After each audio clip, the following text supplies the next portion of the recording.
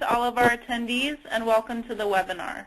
My name is Cecilia Ferraro with the NCBFAA Educational Institute, and I'd like to thank you for joining us for today's presentation on ACE eBond deployment. Before we begin, I'd like to go over a couple of housekeeping items. All attendees are in listen-only mode, but questions may be asked through the question box in the webinar toolbar at any time. There will be a designated Q&A session at the end of the presentation. Depending on the amount of questions received, we may go over the allotted time by 15 to 20 minutes. Participation in today's webinar is worth 1 CCS or 1 CES credit, and points will be applied to your transcript within 2 weeks. Additionally, we encourage you to complete the survey that was included in the webinar credential email as we actively review feedback to plan future sessions. We are excited to have a well-rounded panel of experts for today's webinar. Colleen Clark, Vice President at Roanoke Insurance Group and TSN Surety Subcommittee Co-Chair, will be handling introductions today. Colleen has been involved in the international trade segment of the insurance field since 1988 and has led various initiatives to improve policies and partnerships between CBP, the surety industry, and the trade. Since 2008, Colleen has served as Vice President, Surety Trade Relations for Roanoke Insurance Group Incorporated, and she also directs surety business development strategies for its Roanoke Underwriting Division.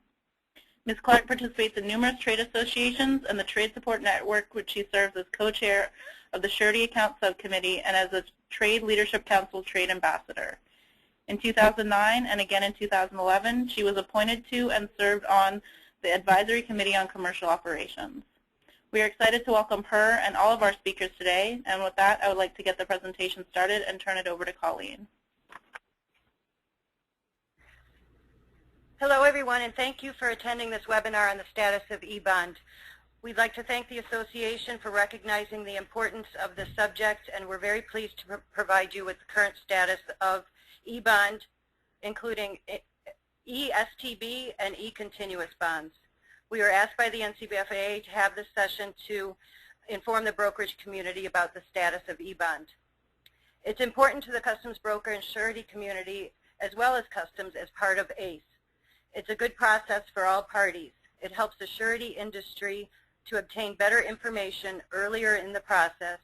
It helps the brokerage industry in that it's a more streamlined approach in most instances, with the ability to file bonds and entries quicker. It is always important to remember that the customs surety industry is in the business to write bonds, and we don't envision or foresee any change to the current bond issuing authority that customs brokers currently enjoy. We have in our office today Bruce Ingalls and several other customs personnel, and Michael Davenport from the International Trade Surety Association. Chip is presenting from his office in Buffalo. Bruce Ingalls will be presenting for the first half of the webinar on STB centralization and describe customs' current view of the eBond process flow. Mr. Ingalls is the Director of the Revenue Division Office of Administration.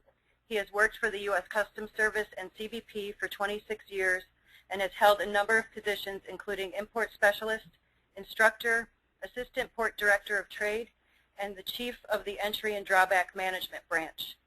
In his current position as Director, he leads a staff of 135 CBP employees and contractors in financial and revenue business programs that support Customs' mission, goals, and objectives. He's responsible for the accounting of revenue collections, which was $40 billion in fiscal year 2013. He's also responsible for refunds, claims processing and distributions, and debt management programs. Mr. Ingalls was selected to and graduated from the DHS Senior Executive Candidate Development School, from which he received his SES certification in May of 2013. Michael Davenport will be presenting on the history of eBond and the surety perspective. Michael is currently the president of the International Trade Surety Association, as well as the trade co-chair of the eBond subcommittee of the TSN and a trade ambassador. The ITSA is made up of surety agents that underwrite approximately 70% of all bonds filed annually with Customs. Mr. Davenport began his customs bond career in 1974 with the Roanoke companies. He worked for Roanoke and its surety, Washington International Insurance Company, for his entire career and retired in 2003 as the Senior Vice President with nationwide responsibility for underwriting and claims management.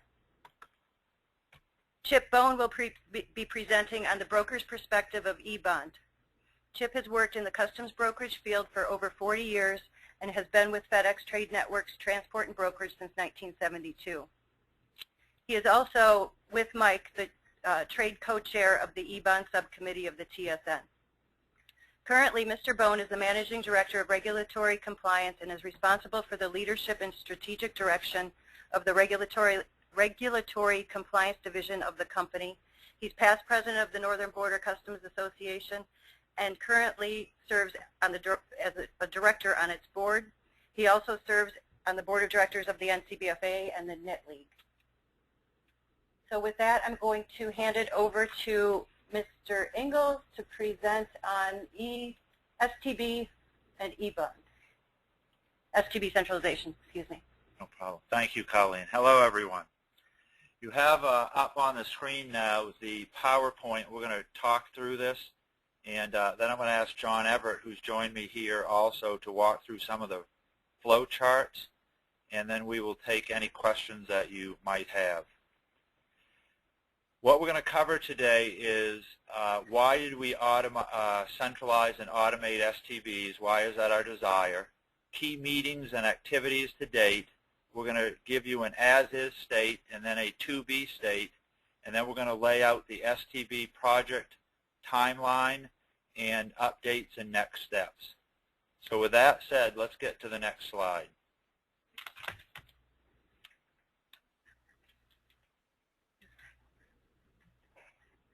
For those of you that have been around for a little bit, you probably will see a lot of similarities with what you're going to see right now with what we did when we centralized continuous bonds. And as you know, continuous bonds have been centralized for some time now, back to 2002, 2003, out in Indianapolis under the Office of Administration in the Revenue Division. And we are looking to now move to that in that same direction for single transaction bonds. So we're going to get into why we want to do that, but first let's look quickly at the purpose of this presentation. We want to share the status of CBP's bond centralization effort and eBond development projects with you, the NCBFAA members, particularly those who could not attend the TSN Trade Support Network meeting in September. And a lot of what we're going to go over has been discussed for many, many years, and a lot of it was formulated under the TSN concept in the members, former members, and present members. We also want to share CBP's vision for developing an eBond system solution and why we want that, and centralizing STBs within OA Revenue Division. We'll also provide the trade community the opportunity to provide input and establish shared goals with the vision for STB centralization and eBond. And quite honestly, we can't emphasize this enough. We are drawing on documents that had been formulated over the past 10 to 15 years, and we'll get into a little bit of what we've done so far, but we're trying to make sure that we are getting everyone's feedback as we move along so that we're not developing this in a vacuum, and I'll say more about that as the presentation continues. We also want to raise any anticipated challenges in achieving the successful STB centralization and eBond solution, and we also want to inform the NCBFAA members of the planned next steps for STB centralization and eBond development. So that's what we hope to accomplish with this presentation, and now let's start getting into some of the specifics. Why are we centralizing? Again, I said a few minutes ago, we went through the same effort with continuous bonds, and I don't think it should surprise anyone that we centralized continuous bonds because we were having a number of problems, a number of challenges as it presents itself to CBP, and it shouldn't surprise anyone that those same challenges exist with single transaction bonds. what adds to that is in June 2011, we had a DHS OIG report which cited bond execution errors, deficiencies, and bond retention and other issues that create a challenge to CBP to effectively collect lawful duties, taxes, and fees. So that drove a lot of moving this project forward. We also had a limited ability to report to Congress or Treasury on key inquiries regarding bonds. This second bullet is a major concern to CBP. We are often asked by congressional leaders, by different offices throughout the federal government on our collection efforts and where we are and where we're having write-offs. And because of our current systems, we do not have the ability to answer their questions fully and completely. And we have recognized that for a while, but we have to be able to position ourselves so that we can answer these types of questions when they're posed to the agency. So that's another catalyst that why we need to centralize and automate. It also, which is a common theme with CBP, we want to enable CBP officers to focus on trade and law enforcement mission and not the work of doing administrative bond work. We feel that we're more efficient in doing that in a centralized location. And it also reduces the burden on entry and import personnel in the ports. Lastly, we want to protect CBP by informing officers that a valid bond has been secured prior to cargo being released into the commerce.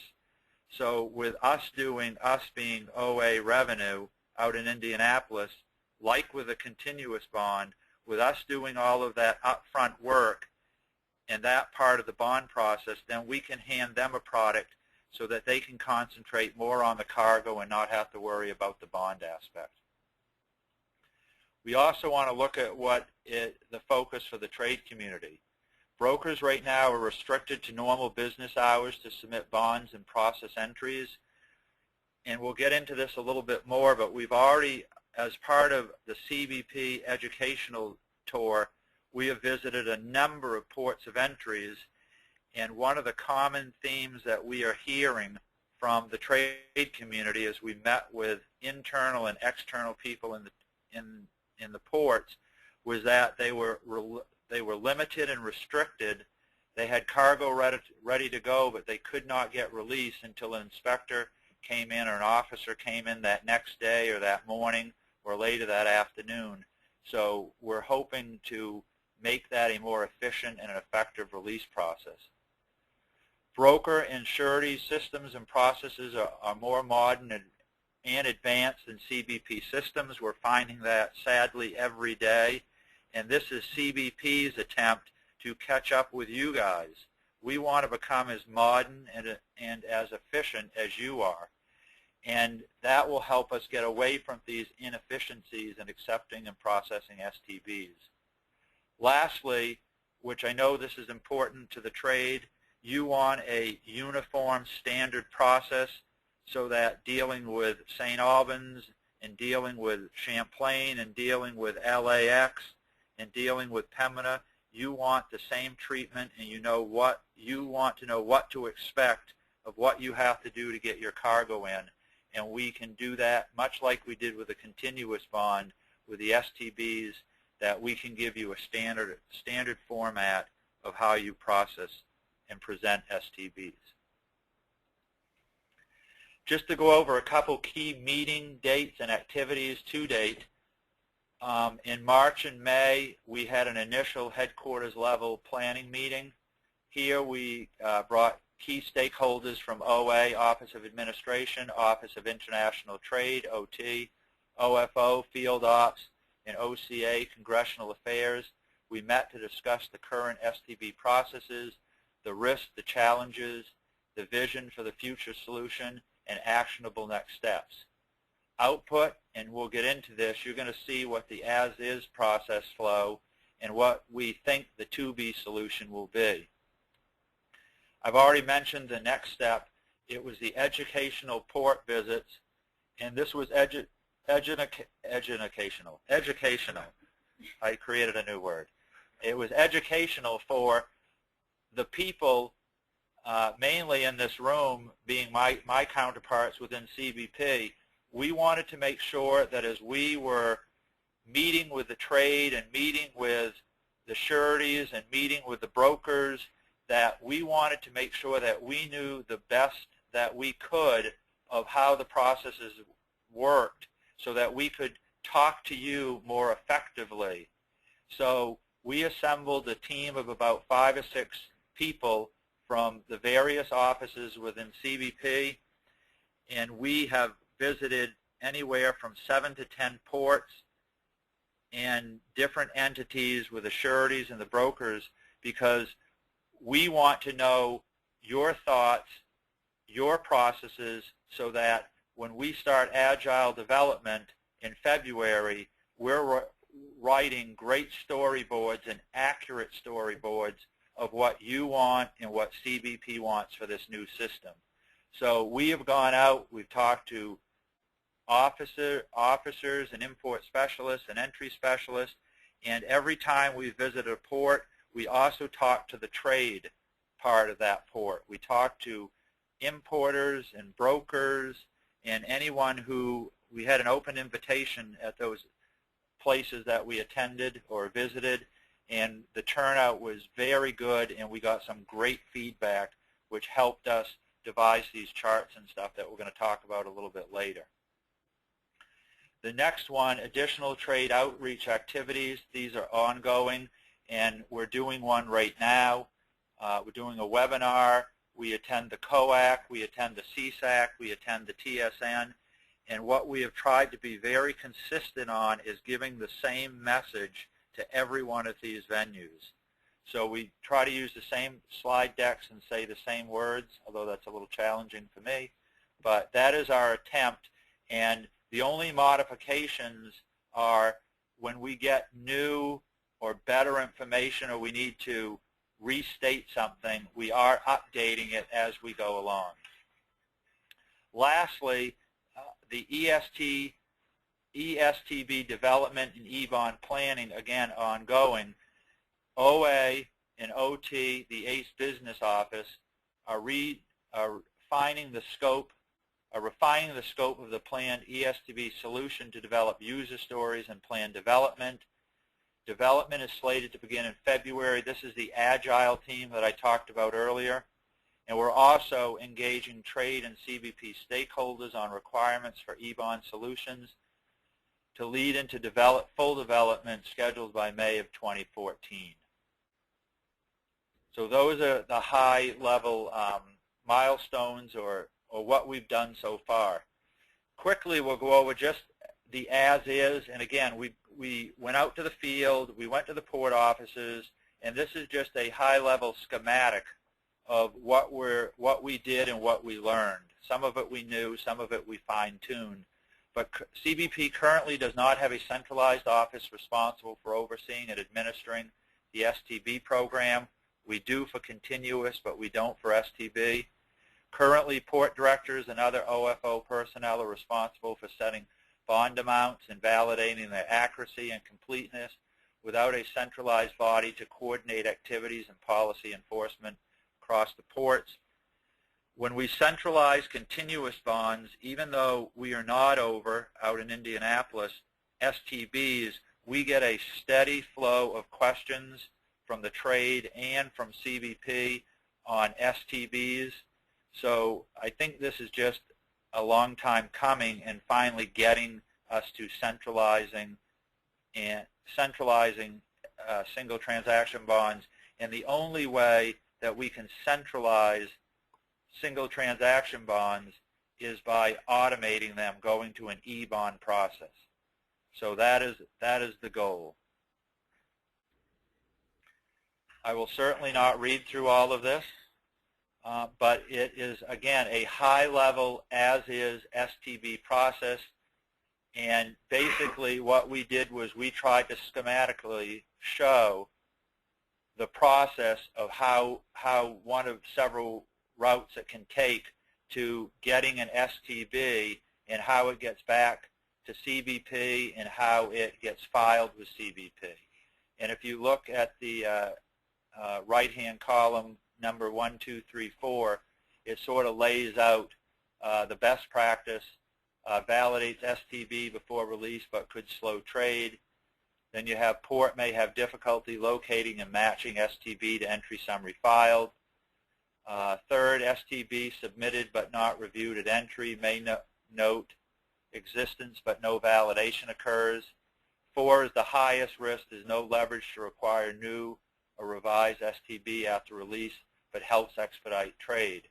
So 1 through 4 are sort of some of the challenges from easiest to hardest, and this is what we hope to really simplify by going to an automated eSTB and eventually e-continuous bond process.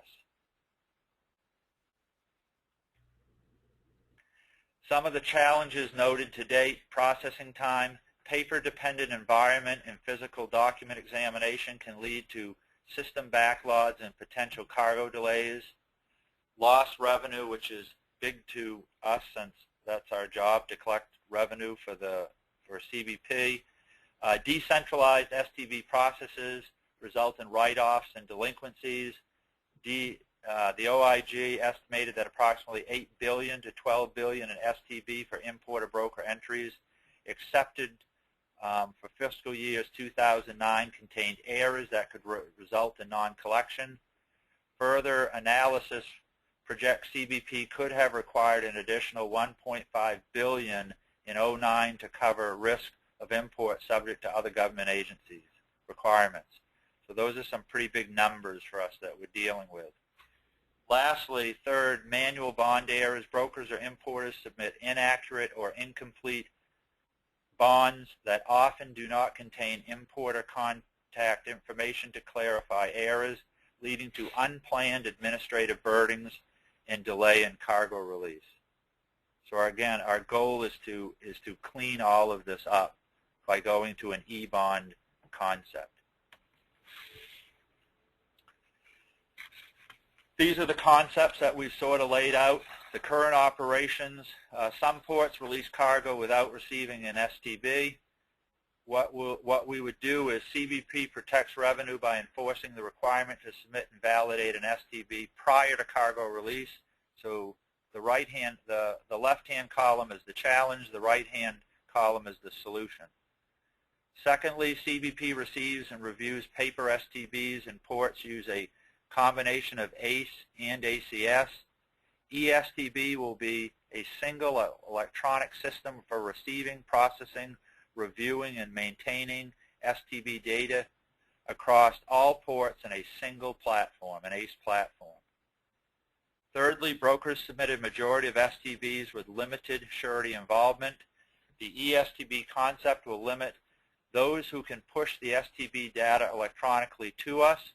Brokers will not be able to push bonds to CBP unless the sureties or surety agent grants that authority to the brokers. Fourth, CBP is involved with litigation cases over inaccurate STBs due to execution errors. CBP regulations will be revised to reflect that the individual who pushes the bond, the surety agent, or the broker through the surety agent, would be responsible for the accuracy of all the inputs. CBP will accept the STB after automated data validations. Fifth, CBP spends valuable time correcting erroneous STBs, my accent's kicking in here, sorry guys, utilizing valuable officer and staff resources. CBP will accept STBs at their automated bond validation, and we will get into what we mean by automated bond validation. CBP ports will no longer manually review and approve the STB. OA staff will shift from administrative activity to more analytical functions. And lastly, surety systems do not interface with CBP systems to push STB data, yielding risk from manual data errors. The eSTB concept will enable sureties financial systems to interface directly with CBP systems to push STB data electronically to CBP, which will eliminate duplication of effort and risk for manual data entry errors in creating and submitting paper STBs. So again, that's a pretty nice recap of the real challenges we're experiencing and how we hope to resolve those challenges under an automated eSTB and eCB. At this point, I'd like to turn it over to John Everett. John Everett is part of our traveling educational team. John works in the Office of Information and Technology. No, I'm going to let John introduce himself because obviously I have botched his title. It's all yours, John. Good afternoon, everyone. My name is John Everett. I work as a branch chief in the Entry Summary Accounts and Revenue Division of the ACE Business Office. I'm going to go over two flows with you today. The first one is titled the Single Transaction Bond High-Level 2B Data Flow Concept. This is the initial request for a single transaction bond and then the subsequent filing of the entry. What you see on the chart in front of you is basically a flow broken into three different swim lanes. There's the broker filer actions, there's the actions of the surety/surety agent, and then we have custom/ACE actions taken at the bottom. This flow starts out basically the broker or filer requests a single transaction bond for an entry. That information is sent to the surety. The surety will determine if they want to accept liability or not for that entry. If they decline liability, no STB is issued and this flow will end. If the surety accepts liability for the entry, the surety will submit the STB data to ACE. ACE will validate the STB data to make sure all the information that we need is there. If we cannot validate that information, that submission will be rejected back to the surety. The surety will then determine if this is correctable information on their behalf. If so, they can correct the bond data they had submitted, submit the data again, and we'll go through the same validations in ACE that we went through before. If the data is not correctable, the surety will notify the broker or the filer. If the broker or filer chooses to begin the process again, we would start again from the request STB for an entry box at the very beginning of the flow. If upon validating the STB we find that everything's good, we will accept that STB. We'll store that information in ACE to be used at a later time in the entry validations. We will notify the surety that the STB is on file in ACE, and that will let the surety know that they can notify the broker or filer that the STB is present and that the broker or filer may submit their entry to ACE. When the filer submits their entry, ACE will go through the entry validations. The STB validations will be part of the entry validations. It's not a separate set of validations. It will be included in the overall entry validations. If during the course of these validations the entry is rejected, the filer will get a message and the entry will be stopped. If the validations are successful, ACE will accept the entry. We will notify the broker filer that yes, the entry has been successfully filed in ACE. We will also notify the surety that the entry that they had submitted the bond for earlier, we were able to match that up, so now that is completed in ACE. The next flow is the replacement flow. The difference between this flow and the previous flow is that this flow begins based on a CBP action. In this case, we've just taken the rejection of an entry as an example. In the previous flow, all the action done from the CBP ACE swim lane was all systematic. Beginning on this flow, an officer just happens to be reviewing an entry and has decided that something is not adequate, and they've rejected the entry back to the filer. The filer receives that entry rejection. Then they come to a decision point whether has to do with a bond issue or some other issue, because we know that entries can be rejected for many different reasons. If it's not due to a bond issue, then this flow no longer is relevant to that issue. So we have a node that says end of flow. If it is due to a bond issue, then the filer will request a supplemental additional substitution single transaction bond for the entry. We were trying to cover a lot of our bases there with not narrowing it down to one. So this is just any kind of additional bond.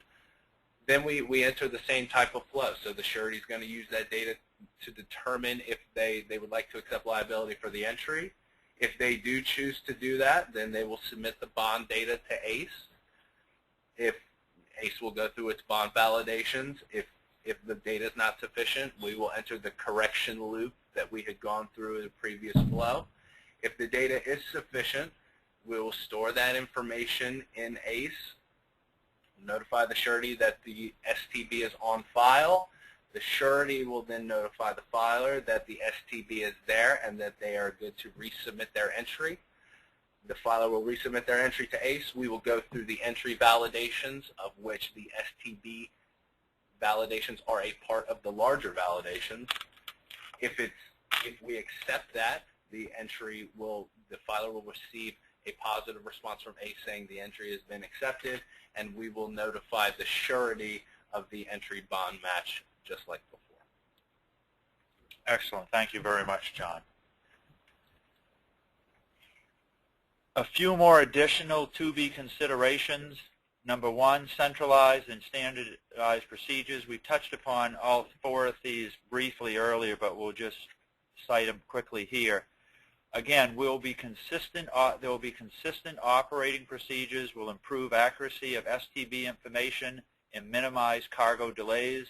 Ports will consistently enforce requirement for receiving bond information at the time of entry and verifying existence and accuracy prior to release. And I think John had mentioned it in his flow charts, and I want to reemphasize it here. The customs officers who are obviously at the ports of entry, we are in no way limiting their authority to examine cargo and look at cargo as they deem appropriate for clearance for release, and they have visibility into this system. What we're providing for them, rather than having to look at the mechanics of the bond, now they're going to be able to look at this bond in the system, compare it to the cargo, and if everything's good, they're happy, they'll release the cargo, but they do have the authority still. They will retain the authority to say, hey, I think that this needs to be done or that needs to be done, or if it comes in on continuous and they want to require an STB, they'll still have that authority. But it will be consistent in how they take it at the time of entry. It should no longer occur after the cargo is released and filed at summary. So that is what we're trying to bring some uniformity to also. 2, bond monitoring. Updated systems will create uniform procedures at all ports, cracking down on port shopping and enabling more consistent monitoring by CBP. 3, expanded electronic entry. eSTB will permit, just like with continuous today, 24/7 bond filing while performing completeness checks on STBs and integrating with existing systems. Potential for ACE interface with proprietary broker surety systems could further streamline data entry. This will also eliminate instances where docs are required because of the STB. When you're talking about RLF and some other programs, or just paperless, where it's prevented from using that program or going paperless because it has a doc review because of the STB, well, eSTB will open that up now so that you could have RLF filings and even more paperless filings. Lastly, number 4, bond accountability. Updated systems and policies will clarify who is accountable for STBs throughout the entire entry process by shifting ownership from CBP to the broker and surety communities. CBP wants out of the business of having to look at a bond and looking for signatures and stamps and correct spelling of names. That burden now shifts via policy to the surety, surety agent, and or broker, who is now pushing that through the surety agent pipeline to CBP and to ACE and acceptance of the bond. So that is a major shift for CBP. The next slide is just the projected timeline. As you can see, by the second quarter of 2015, we hope to have deployment to production in eSTB and eBond go live. So there are some markers in there, and I won't take time here. You have the chart. If you have questions, you can certainly ask it after the presentation. But so I won't read through all of them, but a couple keynotes in there. As I mentioned earlier, fiscal year 14, where the star, I believe, is that is what we are on this educational tour so that we can have our representative from OA, who's Lavette Trevue. She is going to spend 3 or 4 wonderful months at Beauregard. She's so excited. And she is going to be on the development team for the agile sprints that will occur. So she has joined us on some of the educational tours. She has an operational background, and she is going to be fantastic on this team because she not only brings the port experience to the table, she's been on the bond team for 4 or 5, 6 years now, so she's a processor of bonds, and she's an overseer of the people that do some of the processing. She's a team lead for us, so she has the wide range of bonds and what they are and how we process them. So she will head to Virginia in February, be part of this team, developmental team, as they start building out the storyboards and start building out the development. Next slide, please. Again, the desired outcomes and impacts. We want to save time and expedite trade. That is our goal. Dedicated resources with specialized knowledge and expertise.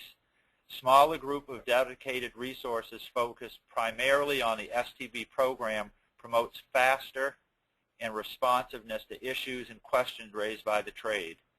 So as we mentioned earlier, we're going to shift more from we're putting in the data into the system to we're going to shift to a more analytical approach out in Indianapolis. This will also hopefully provide faster STB processing for the trade. Brokers and sureties will not have to duplicate efforts to complete paper STBs for data already in their own systems. As part of our educational tour, we're learning that many already have the automated systems and they're only printing the paper for us. They're already ready and have systems that can push electronic data to us. We just need to create a system that can take that data. So that's what we're trying to do. It'll also provide an expanded entry capabilities for the trade, automated STB submission. Again, we'll be able to validate 24/7. You don't have to wait for the bond part of your transaction. Also automates labor-intensive STB validation by CBP. Electronic submission and validation can expedite cargo release without increasing risk and free up resources in the field. As everyone knows, we're with the government budgets and everything, we're constantly struggling with staffing, and we need to use the staff that we have in the most efficient and effective way we can, and this we think will help that effort. Based on annual STB volumes, which range from 300,000 to 750,000, and an average manual processing times 6.5 minutes per bond, could save anywhere from 32 to 81,000 man-hours, or 15 to 39 FTEs. So this is a win-win for the trade and for customs. And near and dear to my heart, we probably should have put this bullet first, was improved collections for CBP. As you're aware, hopefully, the Revenue Division is responsible for the collection of lawful duties, taxes, and fees, and we also pursue the delinquent bills and debit vouchers and those instruments. And we are hoping that this will be reducing protests, write-offs, and rejections, and that our improved consistency in the application of STB policies and procedures will help drive down potential revenue losses. So we're very optimistic that eBond, eSTB will help get us there. And again, win for the trade and win for CBP.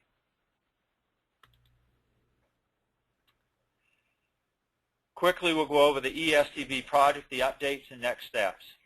We hope to further identify impact points as we develop the technology solution for STB centralization. I can't emphasize enough is that for those of you that have been around this industry for a while, Robert Hamilton was my predecessor, and Robert Hamilton was very active in the TSN during his career, and he worked on this for many, many years, 10 to 15 years, and a lot of the documents that we're using that we built into the flow charts that John just went over is we took what the trade's vision and what CBP's visions were for how we would create electronic bonds, and that is 90–95% of the foundation that was set years ago. And I know, having been to the TSNs, a number of them, we received a lot of input from the trade, whether it be from brokers or sureties or importers, and a lot of time and effort went into developing those documents, and those are the documents that set the foundation for what I'm presenting today. We hope to also continue trade outreach initiatives to share the eSTB vision like we're doing right now and incorporate additional feedback from the trade. We want your feedback. We are going to come out and visit a few more before February because we want to make sure that we've covered all of our bases in all aspects of the trade so that we're reaching out to as many people as we can, because at the end of the day we want to have a workable product. We want to implement it and have it work with very minor adjustments having to be made. We want to, in our visiting surety operations, to understand what operational and technology needs they have for system integration. We will do continued coordination with OIT to determine functionality requirements and develop user storyboards. Again, that's why we're on the educational tour. And lastly, we want to continue data gathering, our data gathering effort to answer further questions required to finalize this whole process. That is the conclusion of mine. Here are a few. I won't read through these, but these are some of the key deadlines that we're looking at. And with that, Colleen, I'll turn it over to you. Okay. And those are our points of contacts if you have any questions. I think Cecilia distributed this, okay, so everybody has your contact information. Thank you.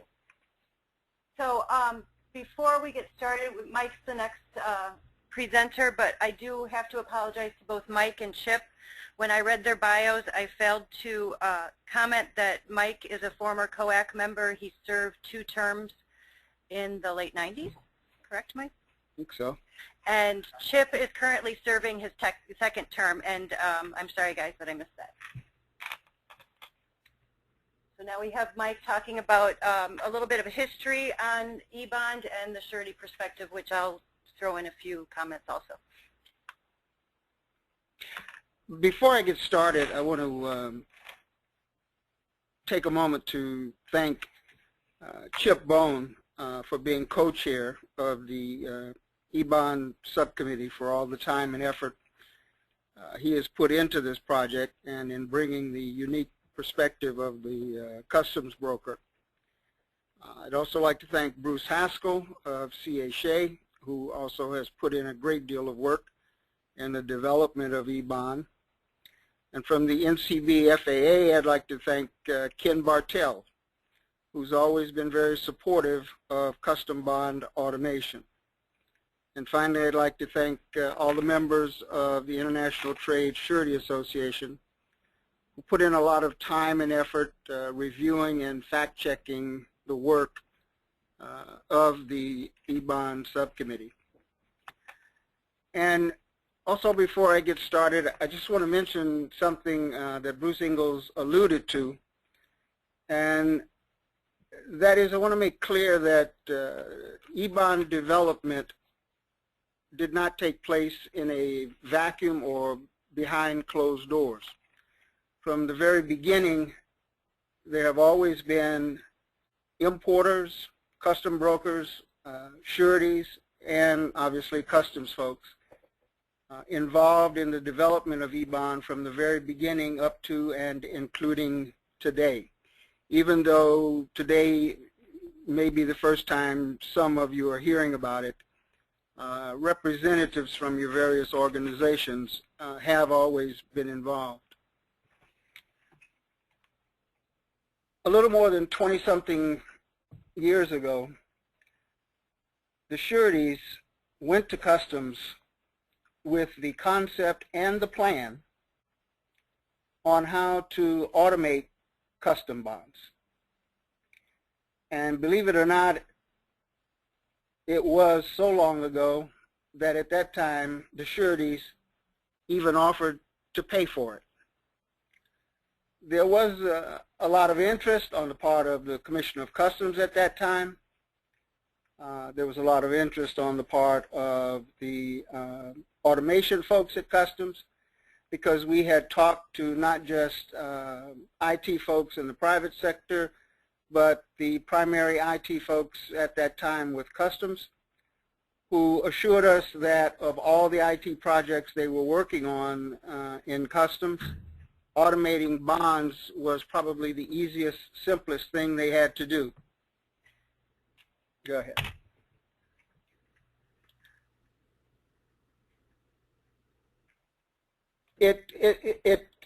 The process was just going to be so simple that all a custom house broker would have to do would be to click and go to the surety and get approval within whatever authority limit the broker had with that surety or surety agent, and a bond would be produced. That idea seemed to resonate with most folks, but what happened? Nothing. But we did take a few baby steps, because along the way we learned that there was really a lot of information about our bonds, about the data that was under our bonds that Customs had in its systems. So we went to Customs and we said we'd like to have that information. And from the beginning, we've always taken the position with Customs that we want all the information that we're entitled to receive when we're entitled to receive it. We took that position from the very beginning, and we continue to take that position. So we started receiving tapes of open entry data, liquidation data, bills, and FP&F data. And that was announced, I believe, in a 1988 Federal Register notice. Things pretty much were status quo until 1993, when there was an actual notice of automated surety interface in a Federal Register notice that basically said that brokers would seek authority from their surety agent for a single transaction bond, and that the surety would have a 15-minute time frame to affirm or reject that broker's request for the bond.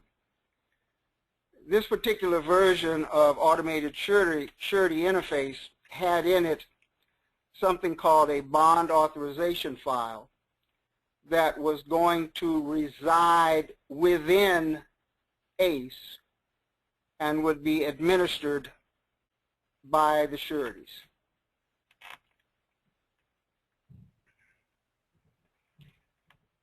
Well, nothing much happened to that. And it was around the next year that Customs formed the TSN to work on ACE. The surety companies were among the first of the trade community to join the TSN. In fact, the surety companies joined the Revenue Committee, and from there we formed the eBond Subcommittee and started work on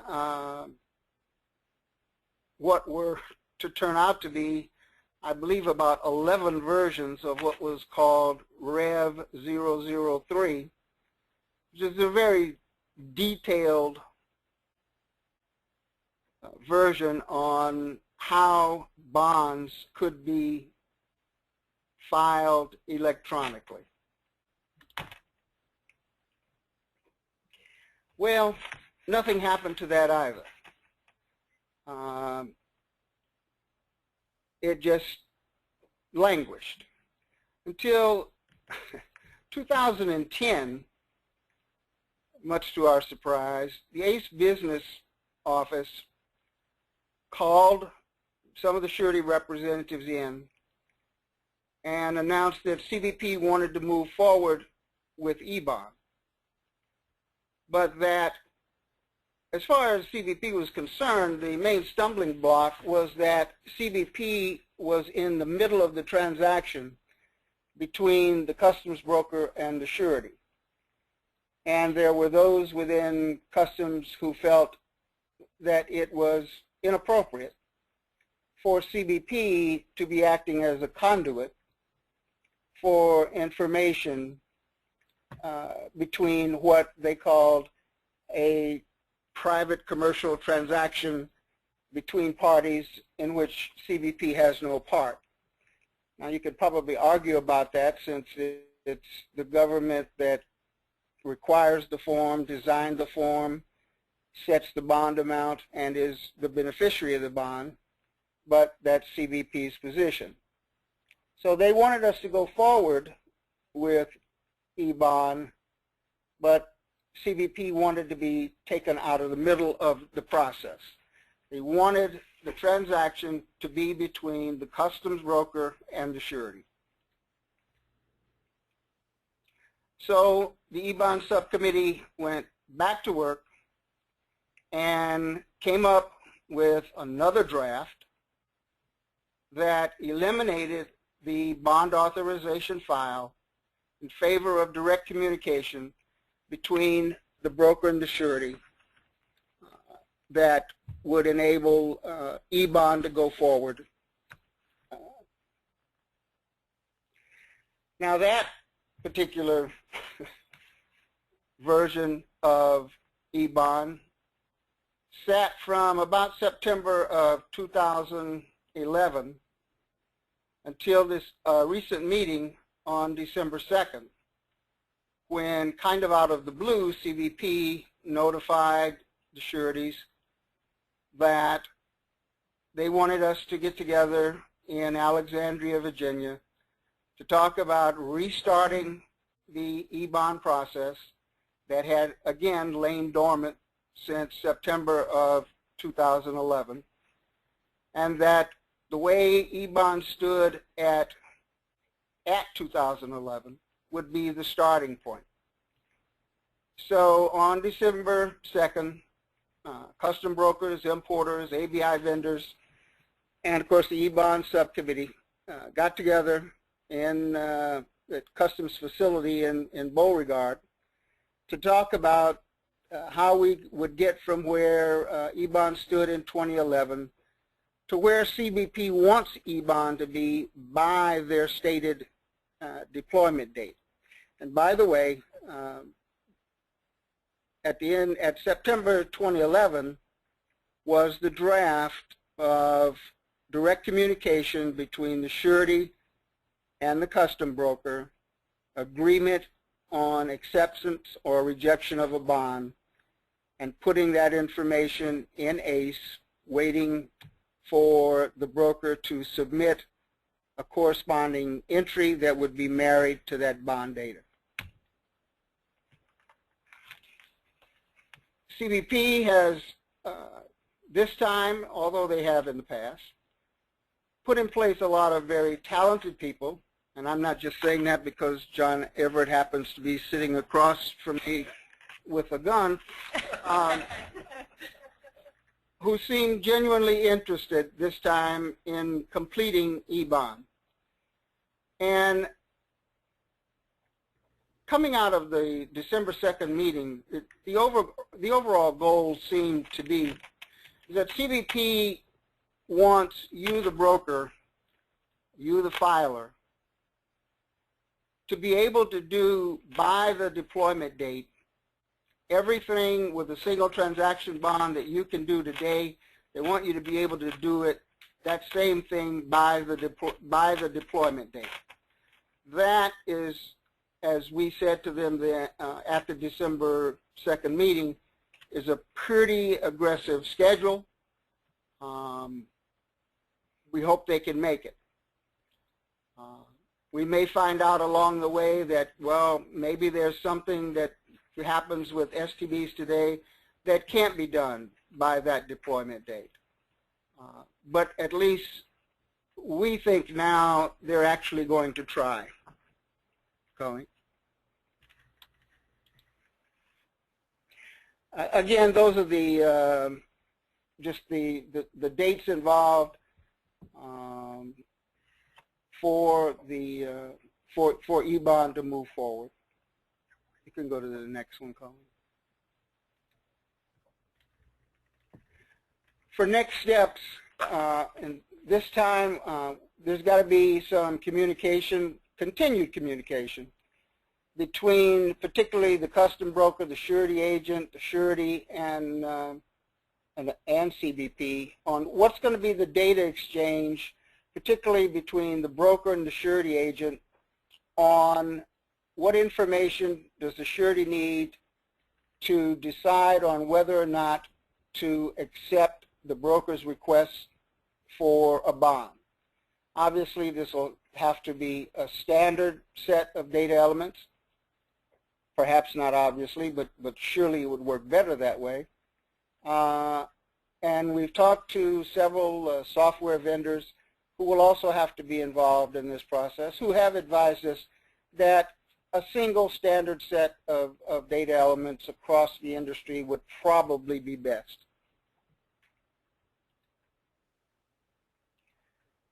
And that brings me to the end. I think we're going to take questions at the end of the entire session. Right, after Chip. Just to follow up on Mike's, on this last slide, where a standard data set and the ABI vendor involvement, broker involvement, surety companies have underwriting criteria within their bond issuing systems today. And like I said at the very beginning, that we don't envision any change to that. It's just a different data set. So just if there's questions regarding underwriting authority and such, that we don't believe that will be a major change to any filer within each, the difference between the bond issuing system and then this new eBond electronic transmission system. So Chip, you ready to go? Sure, if you put the first slide up. Let me start off by thanking Bruce and John and Mike for their part of the presentation. I'm going to be fairly simple in my approach anyways, I think, as you'll see from the slides. What we're talking about obviously is a change in process, and I know John walked through a couple of flow charts that made the whole process with swim lanes and everything look kind of complicated, but it's really a really simplistic process. The broker is going to prepare their entry. They're going to send data to the surety, who, if it's within their underwriting authority, is then going to take that data and once they've vetted it and send it to customs. The brokers going to also have their entry prepared. When they hear back from the surety, that it's been accepted by Customs, they're going to file their entry. The data for the bond and the entry will match up at Customs with a request for release, and the shipment will then proceed on its way. And that's the way it's envisioned to happen 95+% of the time within authorities based on what we've been able to see. As Mike said, the standard data set for the bond issuance is still in discussion. He mentioned the fact that that there has been conversations with software developers that they would like to see a consistency when it comes to the data sets so that we don't have individual requirements between the different sureties or surety agents. When you're writing code, obviously you need standardization and uniformity. How we're going to achieve that should be an interesting question when it comes to some of the relationships. But the envision is that the broker would be sending their current ABI data required for the bond, not necessarily the entire entry summary data set that's sent to CBP to the surety company. The hope is that they'll be able to use their existing bond issuance platform. Many of the brokers have interfaces today with the sureties so that we know that that capability for early reporting can occur. Next slide, please. I think you've heard everybody say that throughout the presentation that the eBond system will strengthen and support the B2B and B2G relationships within the process. On the broker to surety agent, once again, as Colleen said, I want to reiterate that the underwriting authorities that exist today should be able to be maintained, and that when the bond information for STB comes into the surety, it should go through within the matter of nanoseconds. The envision is if you have one that is beyond or outside of the authorized underwriting authorities, that you would contact surety ahead of time, make arrangements so when that transaction arrives that it would be pre-approved and go through the process. The controlling identifier at the moment is thought to be the entry number as well, and so we're talking about entry, single transaction bonds for entry. Surety agent to CBP, the change here obviously is that the surety is going to provide it directly to CBP, and as the underwriter or guarantor of the bond that puts the surety responsible reporting to Customs. Broker to CBP, the entry information would continue to be the same thing, and once again, as I said, it would match with the surety info when the entry is filed. If you go to the next slide, please. Okay, remote location filing.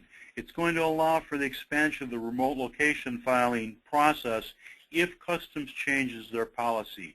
Right now, by policy, CBP excludes from RLF those entries that require a single transaction bond.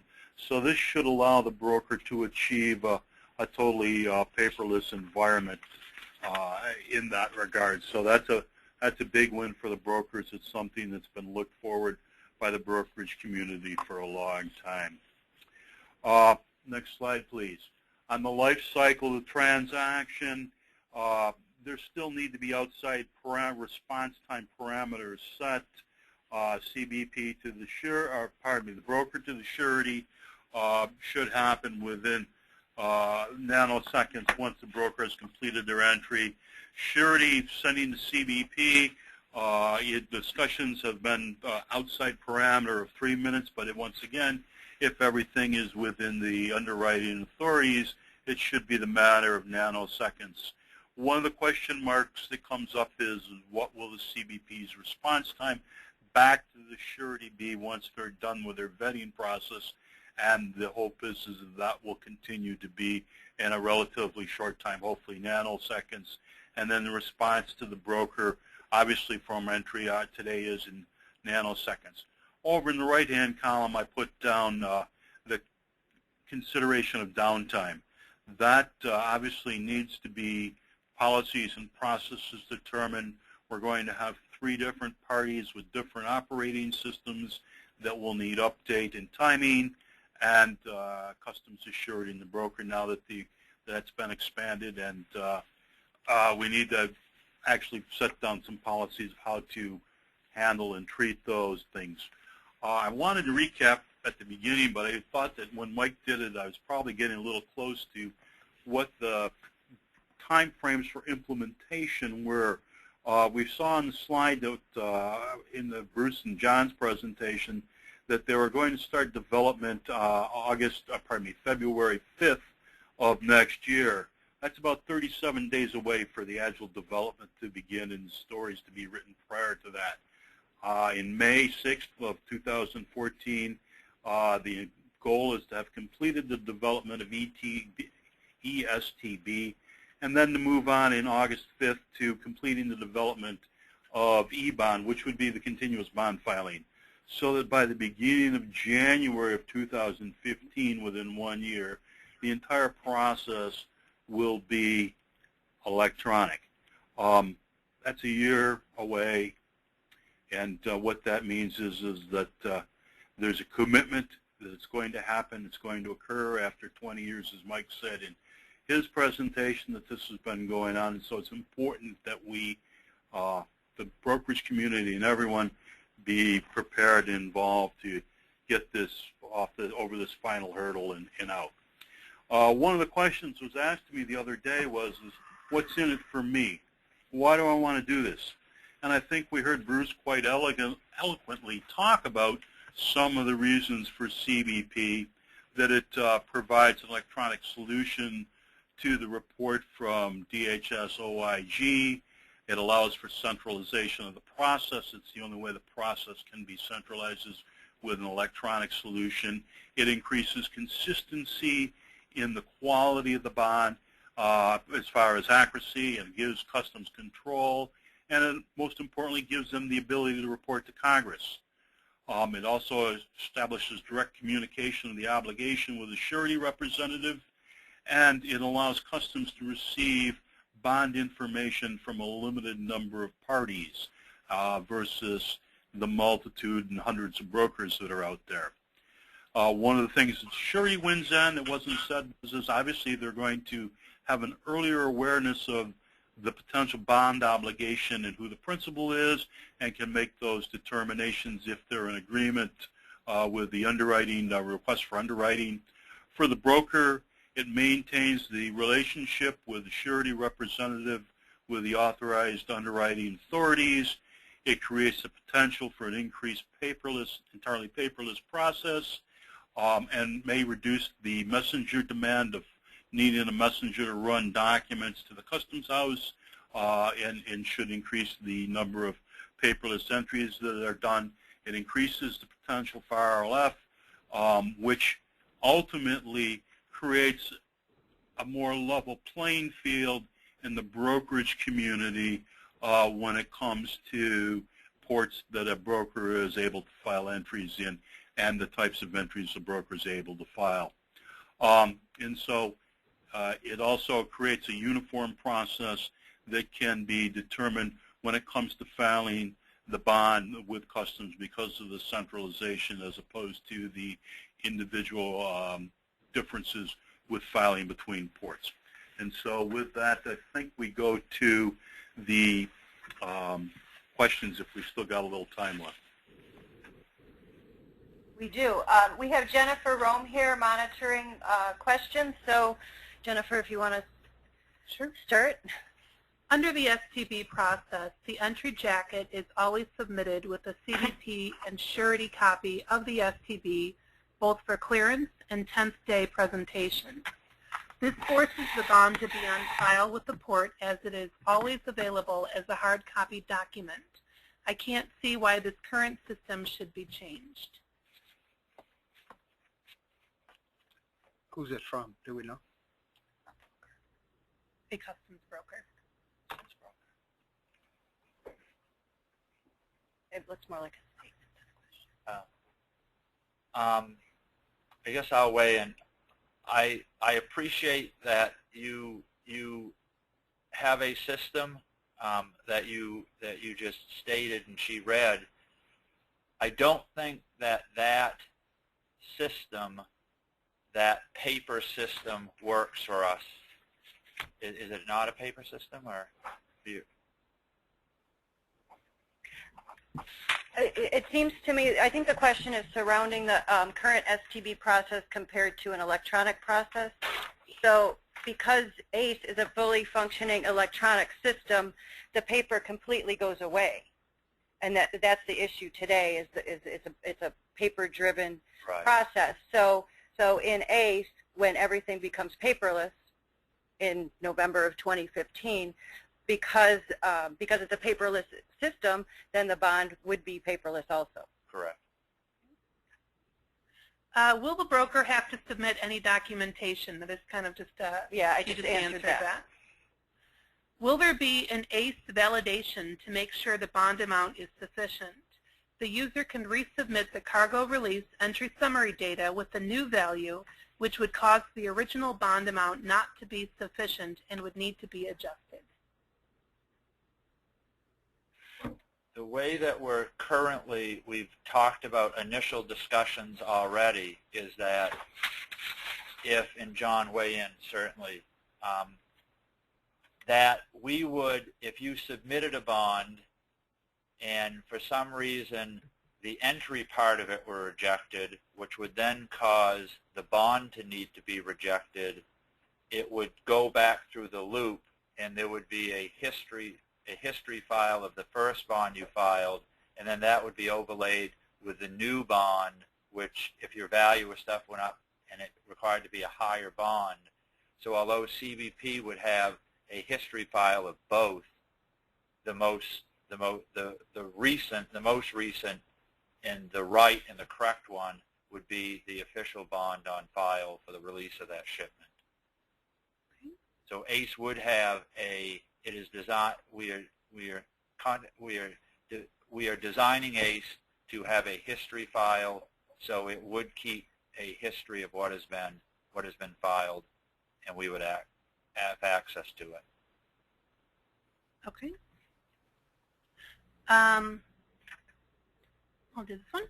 Will there be a process to cancel an STB posted at release in error, or to post an STB to an entry summary released on a continuous bond after release? We will have a cancellation process, and we talked about that in the December 2nd meeting. We just have not developed a flow for that, so you don't see that in the document. I'm sorry, can you read the second part of the question? Yep. Sorry. Trying to pull it back up. Forgive me for 1 second.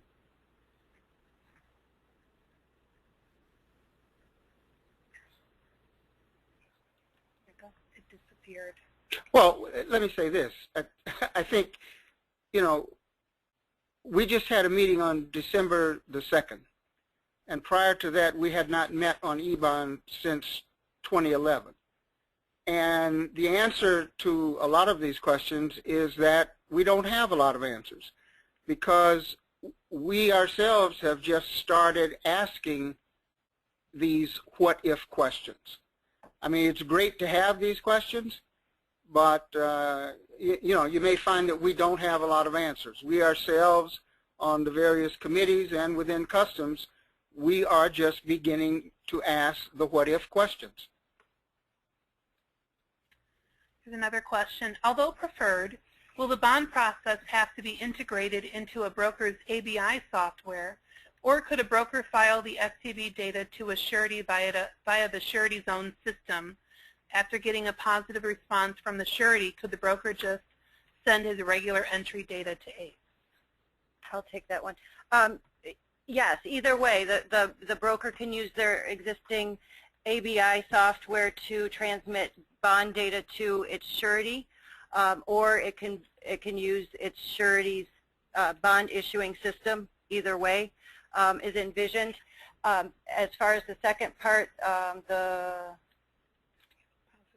once there's a positive a message back to that broker that the bond is on file with Customs, then certainly the entry is immediately filed. Will this have any impact on ISF bonds? It's not in scope at this time because we're talking cargo release. We are still working on how on the scope of everything that we're going to do as far as all the bond activity types. So that's currently at the ACE Business Office management level that they're going through that. So we will have a better idea a little bit down the road. We don't have a clear answer for that right now. Some brokers use more than one surety. Will that be an issue? We don't envision so because it's driven by the surety code. If CBP pushes out the deadline for the trade community to move into ACE from ABI-ACS, how will that impact implementation of eBond? Is that the November 2015 deadline? It doesn't say. So what has been communicated to us is that our timeline is February 5th for STB, May for the beginning of continuous, and the deployment of this functionality in January of 2015. So that's what we have to go by. If there's a shift in any of the dates, and that gets communicated to our team that it'll affect us, we will obviously communicate that out. But right now, that's what we've been given, so that's what we're sticking to. Okay. Well, we are coming on 1:20 or 2:20 Central Time here. We were supposed to end at 2. Cecilia, if you're on the line still, there are still a lot of questions in this queue. Will you be able to provide some kind of download of those questions to us so we can get back to and answer these? We can do some document with all these questions and have an FAQ that we can give to the NCBFAA for posting. Yes, I can do that. Excellent. So again, thank you to the NCBFAA for allowing us and to do this and knowing the importance of this very big topic that will be starting early next year. Thanks to Mr. Ingalls and Mr. Everett for being here to present with us, as well as Mr. Davenport, and to Chip in, I'm sure, cold Buffalo too, just like cold Chicago. Thank you again for your participation. Any more comments from anybody? All right, Cecilia. Thank you. I'd just like to remind everybody that we'll be giving 1.5 credits for this webinar since it went over, and the points will be applied within 2 weeks of today. And also that links to download copies of both presentations were included in the webinar credential email. But if you didn't receive them or you couldn't download them, you can email me at nei@ncbfaa.org, and I'll get them out to you. So thank you, everybody, for your participation, and enjoy the rest of your day. Thank you, Cecilia.